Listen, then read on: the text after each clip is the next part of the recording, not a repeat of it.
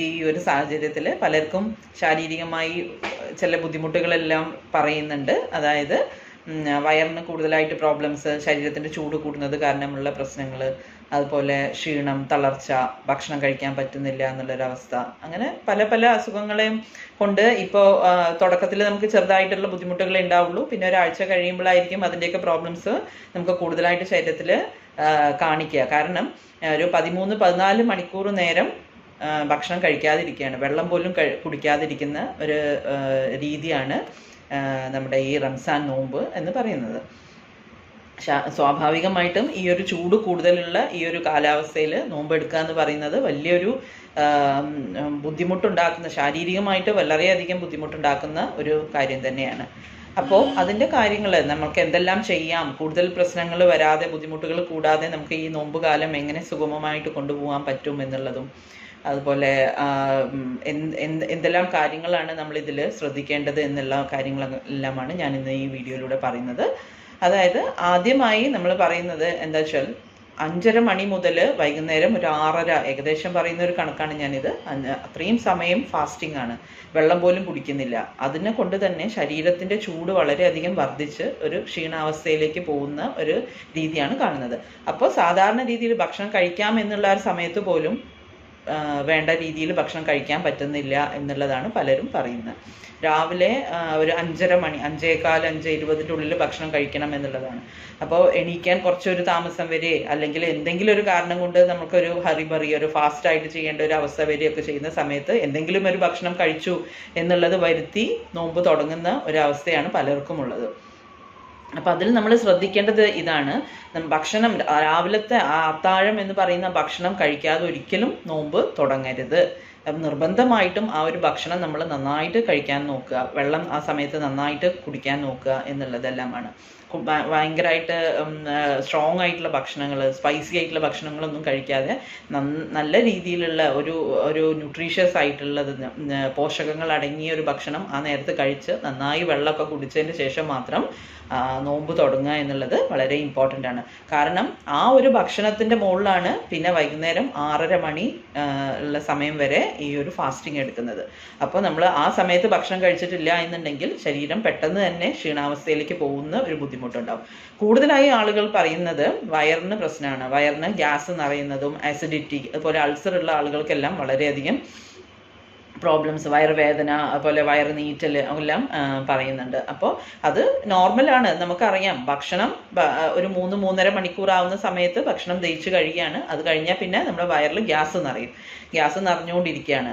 Acidity എന്ന് പറഞ്ഞാലും അത് തന്നെയാണ്, ഈ ഗ്യാസിൻ്റെ പ്രോബ്ലം കൂടിയിട്ട്, അതായത് നമ്മുടെ വയറിൻ്റെ ഉള്ളിൽ ഭക്ഷണം ദഹിപ്പിക്കുന്നതിന് വേണ്ടി ഹൈഡ്രോക്ലോറിക് ആസിഡ് എന്ന് പറഞ്ഞ ഒരു ആസിഡ് ഉണ്ടാവുന്നുണ്ട്. ഭക്ഷണം ഉണ്ടെങ്കിൽ ഭക്ഷണത്തിൻ്റെ മുകളിൽ ആക്ട് ചെയ്ത് അത് ഭക്ഷണത്തിനെ ദഹിപ്പിക്കും. അതല്ലാത്ത സമയത്തും അത് അവിടെ ഉണ്ടായിക്കൊണ്ടേയിരിക്കുകയാണ്. ഭക്ഷണം ഇല്ലാതിരിക്കുമ്പോൾ നമ്മുടെ വയറിൻ്റെ ഉള്ളിലുള്ള ആവരണത്തിൻ്റെ മുകളിൽ ആക്ട് ചെയ്തിട്ട് ചെറിയ നീറ്റലും പുകച്ചിലും വയറുവേദനയും എല്ലാം ഉണ്ടാക്കുന്ന ഒരു രീതിയാണ് സാധാരണമായിട്ട് ഉള്ളത്.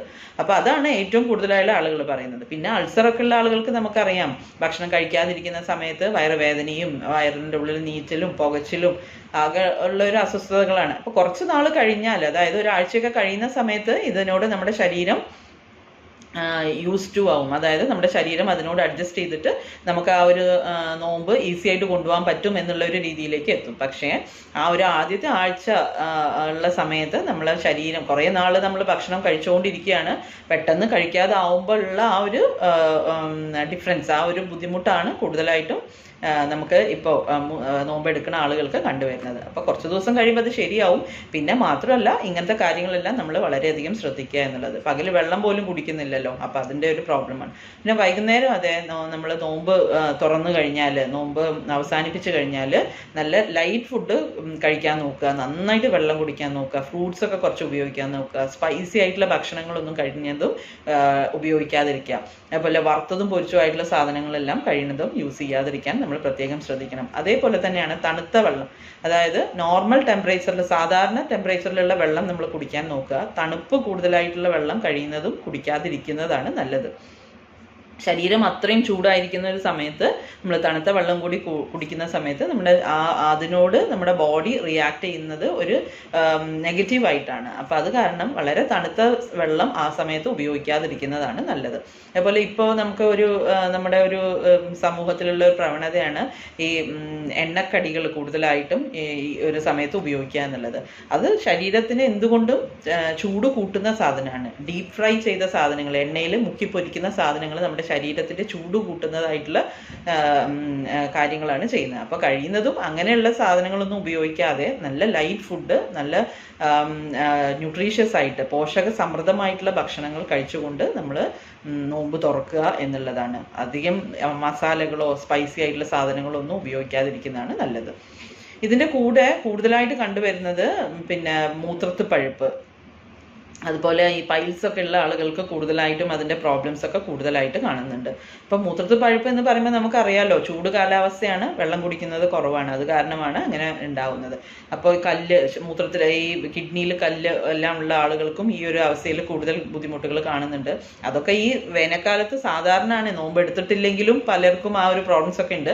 പക്ഷെ നോമ്പ് എടുക്കുന്ന ആളുകൾക്ക് അത് കുറച്ച് കൂടാനുള്ള ചാൻസസ് ആണ് കൂടുതലുള്ളത്. അപ്പം നമ്മൾ അതിന് എന്തൊക്കെ പ്രതിവിധികളാണ് ചെയ്തുകൊണ്ട് മുന്നിലേക്ക് പോകേണ്ടത് എന്നുള്ളതാണ് നമ്മൾ ശ്രദ്ധിക്കേണ്ടത്. പിന്നെ ഏറ്റവും കൂടുതലായിട്ട് മാക്സിമം നമുക്ക് ഇതിൽ പറയാനുള്ളത് നന്നായിട്ട് വെള്ളം കുടിക്കുക. നോമ്പ് തുറന്നു കഴിഞ്ഞാലും നമ്മൾ നോമ്പ് തുടങ്ങുന്നതിൻ്റെ മുന്നേയും നന്നായിട്ട് വെള്ളം കുടിക്കുക എന്നുള്ളത് പ്രധാനമാണ്.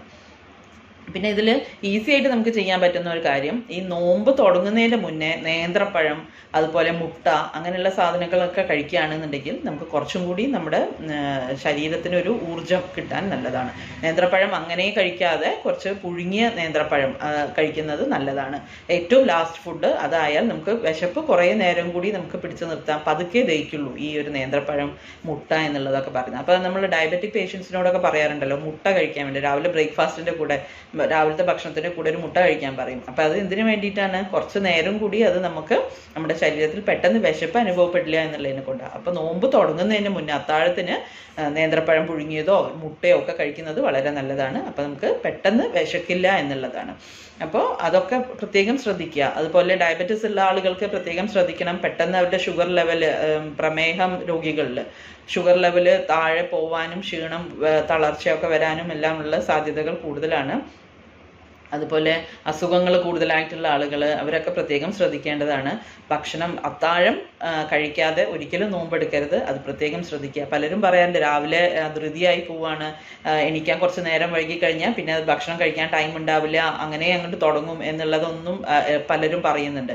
അപ്പോൾ അതൊന്നും ചെയ്യരുത്. രാവിലത്തെ ഭക്ഷണം കഴിച്ചു കഴിഞ്ഞിട്ട് മാത്രമേ നമ്മൾ നോമ്പ് സ്റ്റാർട്ട് ചെയ്യാവൂ. അതിനിപ്പോൾ നമുക്കൊരു അരമണിക്കൂർ നേരം ഉറക്കം പോയാലും പ്രശ്നമില്ല, അത് വളരെയധികം ശ്രദ്ധിക്കുക. വൈകുന്നേരം നോമ്പ് തുറന്നു കഴിഞ്ഞാലും നമ്മൾ നന്നായിട്ടൊക്കെ കാര്യങ്ങൾ മനസ്സിലാക്കിയിട്ട്, ഈ ഒരു കാര്യങ്ങളൊക്കെ മനസ്സിലാക്കിക്കൊണ്ട് വേണം നമ്മുടെ ഈ ഒരു മാസം തള്ളി നീക്കാനുള്ളത്. പലർക്കും ഈ BP കൂടുന്നതും BP കുറയുന്നതും, അനീമിക് ആയിട്ടുള്ള, അതായത് രക്തക്കുറവുള്ള ആളുകളും ഒക്കെ പെട്ടെന്ന് ക്ഷീണാവസ്ഥയിലേക്ക് പോകുന്ന ആളുകളാണ്, തളർച്ച അനുഭവപ്പെടും. അപ്പോൾ അങ്ങനെയുള്ള ആളുകളൊക്കെ പ്രത്യേകം ശ്രദ്ധിക്കുക. കൂടുതൽ മധുരം, കൂടുതൽ ഉപ്പ് ഒന്നും കൂടുതലായിട്ട് ഉപയോഗിക്കാതെ വളരെ ഒരു നോർമലായിട്ടുള്ള ഒരു ഫുഡ് രീതി നമ്മൾ പാകപ്പെടുത്തി എടുത്ത് അത് ഉപയോഗിക്കേണ്ടതാണ് എന്നുള്ളതാണ് പ്രധാനമായിട്ടുള്ളത്. അപ്പോൾ ഈ കാര്യങ്ങളെല്ലാം മനസ്സിലാക്കി വെക്കുക. ശരീരം ചൂട് കൂടുന്നത് കാരണം പലർക്കും റാഷസ്, അതായത് ശരീരത്തിൽ ചൊറിച്ചിൽ, അലർജി ഉള്ള ആളുകൾക്ക് അത് കൂടുതലായിട്ട് കാണുന്ന ഒരു അവസ്ഥ, അങ്ങനെയൊക്കെ കാണുന്നുണ്ട്. അതൊക്കെ ഈ ഒരു കാര്യം തന്നെയാണ്. എല്ലാം കൂട്ടി വായിക്കുമ്പോൾ ഒന്ന് തന്നെയാണ് പറയാനുള്ളത്. ഒന്നാമത് കാലാവസ്ഥ ചൂട്, രണ്ടാമത് നോമ്പെടുക്കുന്നത് കാരണം നമ്മുടെ ശരീരത്തിൽ വെള്ളം പോലും ഇല്ലാത്തൊരവസ്ഥയിലേക്ക് പോവുകയാണ്. അതുകൊണ്ട് ഉള്ള പ്രോബ്ലംസ് ആണ്. സാധാരണ ഒരു ആഴ്ച കഴിയുമ്പോൾ അത് ശരിയായി വരും, പക്ഷേ എന്നാലും നമ്മൾ ശ്രദ്ധിക്കുക എന്നുള്ളത് വളരെ ഇമ്പോർട്ടൻ്റ്. അപ്പോൾ എല്ലാം മനസ്സിലാക്കി വെക്കുക. എല്ലാവർക്കും നല്ലൊരു നോമ്പ് കാലം ഉണ്ടാവട്ടെ എന്ന് ആശംസിക്കുന്നു. എല്ലാം ഒരു പ്രോബ്ലംസും ഇല്ലാതെ നല്ല ഹെൽത്തി ആയിട്ട് തന്നെ ഈ ഒരു നോമ്പ് കാലം ഫുള്ളായിട്ട് എത്തിക്കാൻ എല്ലാവർക്കും പറ്റട്ടെ എന്ന് ഞാൻ ആശംസിക്കുകയാണ്. Thank you.